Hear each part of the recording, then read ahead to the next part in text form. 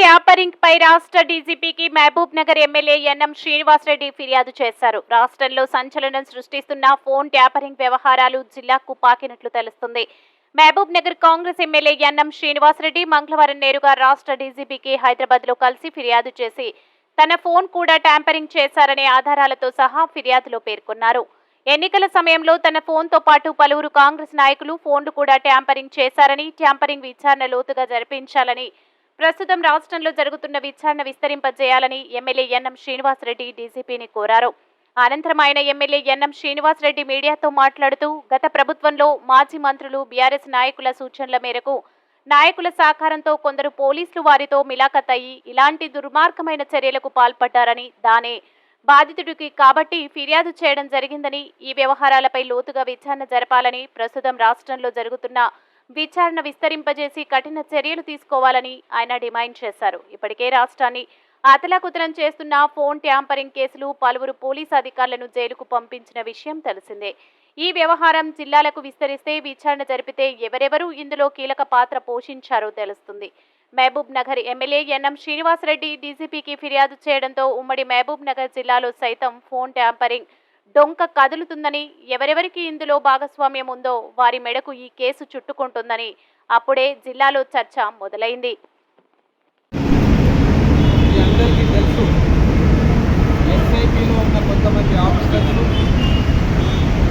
జిల్లాలో ఉన్న కొంతమంది రాజకీయ నాయకులు కలిసి తనకు ఇష్టం లేని వాళ్ళ మీద, రాజకీయ ప్రత్యర్థుల మీద, ఇలాంటి జర్నలిస్టుల మీద, ప్రజలు చేసే సివిల్ సొసైటీ నాయకుల మీద, పౌర హక్కుల నాయకుల మీద, ప్రశ్నించే ఎన్నికల మీద ఫోన్ ట్యాపింగ్ అనే బ్రహ్మాస్త్రాన్ని వాడి వాళ్ళ గొంతుకలను ఇచ్చే ప్రయత్నం చేసే కేవలం రాజకీయ పరంగానే కాకుండా ఆస్తులు కొల్లగొట్టడంలో, ప్రజల మన ప్రాణాలతో యథేచ్ఛగా ఆటలాడుతున్న విషయం రాజకీయ నాయకుల, పోలీసు అధికారుల అపవిత్ర కలయికలు తెలంగాణ రద్దుపట్టిపోయిన విషయం కూడా జరిగింది. మేమంతా ఉద్యమకారులు నిర్బంధ పాలన నుంచి స్వేచ్ఛా తెలంగాణలోకి అడుగు పెట్టాలి, మా పిల్లల భవిష్యత్తు బంగారుమయం కావాలని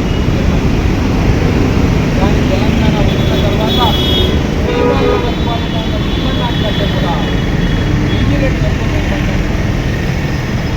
ఆ నిర్బంధంలో భాగంగా మా మహబూబ్ నగర్ జిల్లాలో వందలాది వేలాది మంది ఫోన్ ట్యాపింగ్ వైరస్ గురైపోయింది.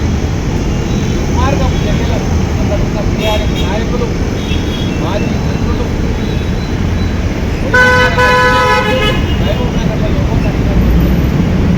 ఇప్పుడు జరుగుతున్న రాష్ట్ర వ్యాప్తంగా మన డీజీపీ గారి నేతృత్వంలో, సిపి శ్రీనివాసరెడ్డి గారి నేతృత్వంలో హైదరాబాద్ వారు చేస్తున్న ఇన్వెస్టిగేషన్లో భాగంగా తీగలాగితే వెంటగలిగినట్టుగా మొత్తం తెలంగాణ వ్యాప్తంగా సర్వర్లను పెట్టి ఇక్కడ లోకల్గా ఉన్న ప్రజల మీద ట్యాపింగ్ ఆయుధాలు పేపర్ల ద్వారా మీడియా వరకు మా అందరికీ గతంలో కూడా నా ఫోన్ కూడా స్వయంగా ట్యాప్ చేసి కలెక్టర్ మా బంధువుల ఫోన్ ట్యాప్ చేసి, మా స్నేహితుల ఫోన్ ట్యాప్ చేసి, ఇక్కడ ఉన్న కాంగ్రెస్ నాయకుల అందరి ఫోన్లు కూడా ట్యాప్ చేసి వాళ్ళ ప్రతి కదలికలు మా లోకల్గా ఉన్న బీఆర్ఎస్ నాయకులకు చేరవేసిన కార్యక్రమం. అక్కడ ఉన్న మాజీ మంత్రి గారు, ఇంకా బీఆర్ఎస్ నాయకులు ఫలానా వాళ్ళ ఎవరు ట్యాప్ చేయండి, ఇక్కడ ఉన్న పోలీసు వ్యవస్థ, ఎస్ఐటీలో ఉన్న కీలకమైన అధికారులు ట్యాప్ చేసి కాల్ రికార్డు చేసి మళ్ళా వాళ్ళకి పంపించేవారు. ఆ కాల్ రికార్డు తీసుకొని అందులో ఏదైనా ప్రతికూలమైన అంశం ఉంటే, ఏదైనా లావాదేవీ ఉంటే దాన్ని తీసుకొని బ్లాక్మెయిలింగ్కు పాల్పడిన చరిత్ర మహబూబ్ నగర్లో లోకల్గా ఉంది. అందుకే ఒక ప్రజాప్రతినిధిగా రాజ్యాంగాన్ని పర్యవేక్షించే బాధ్యతలో ఉన్నాను కాబట్టి, నేను కూడా బాధితుండే కాబట్టి ఈరోజు డీజీపీ గారికి ఆధారాలతో సహా ఫోన్ ట్యాపింగ్ జరిగింది, ఫోన్ ట్యాపింగ్ సమాచారాన్ని ఫోన్ ట్యాపింగ్ బాధ్యత ఎవరి మీద పెడతారో ఇన్వెస్టిగేషన్ చేసి చట్టపరంగా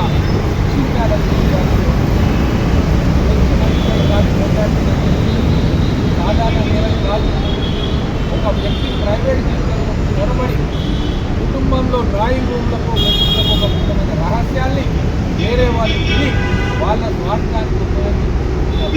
ఇంతకంటే దుర్మార్గం ప్రజాస్వామ్యం అటువంటి జరిగినాయి కాబట్టి ఈరోజు అందరూ కూడా బయటకు వచ్చి లిఖితపూర్వకంగా రాజ్యాంగమైన కొన్ని హక్కులు కల్పించి ప్రాథమిక హక్కులు ఫండమెంటల్ రైట్స్ ఆర్టికల్ 19 ఆర్టికల్ 21 ఉల్లంఘన కూడా జరుగుతున్నది. పాడాలి.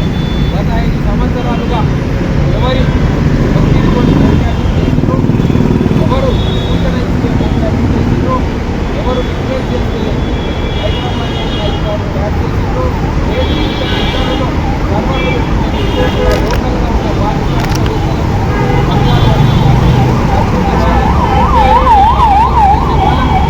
అందరూ కూడా వాళ్ళతో లావాదేవీలు చేసి అన్నీ కూడా తెలంగాణ సమాజానికి తెలియాలి అని కేవలం హైదరాబాద్ కేసుగా మీరు ఇన్వెస్టిగేషన్ చేస్తే లక్షలాది మంది బాధితులు జిల్లా ప్రజలకు అక్కడ కూడా మీరు ప్రతి జిల్లాలో కూడా ఒక ప్రత్యేక జిల్లా ఏర్పాటు చేయాలి. బాధితులు ఫిర్యాదు చేస్తారు. వాళ్ళ ఫిర్యాదు చేస్తారు. వాళ్ళు రాష్ట్ర ముఖ్యమంత్రి అయినా వాళ్ళ మీద సమగ్రమైన కూలంకషమైన విచారణ జరగాలని భవిష్యత్తులో ఇటువంటి ఫోన్ ట్యాపింగ్ ఏ ప్రభుత్వం కానీ పోలీస్ అధికారి కానీ పాల్పడకుండా ఉండేటట్టుగా విచారణ చేసి పోలీసులను శిక్షించాలి, కటకటాలను తీసుకెళ్ళాలి అని చెప్పి ఇంకొక ప్రధానమైన విషయం, గతంలో ఇంటెలిజెన్స్ ఏదైనా ఉండేది అది హ్యూమన్ ఇంటెలిజెన్స్. కానీ ఇప్పుడు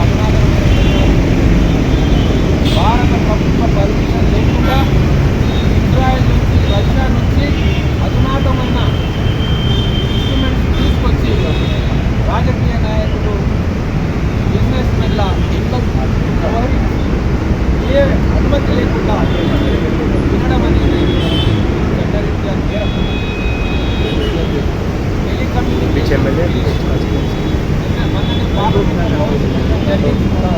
అందులో కూడా ఇటువంటి పెద్ద వ్యతిరేక కార్యక్రమాలు ఎవరు చేసినా సరే కఠినమైన శిక్ష కాకపోతే ఏ చట్టం కూడా ఒప్పుకోదు.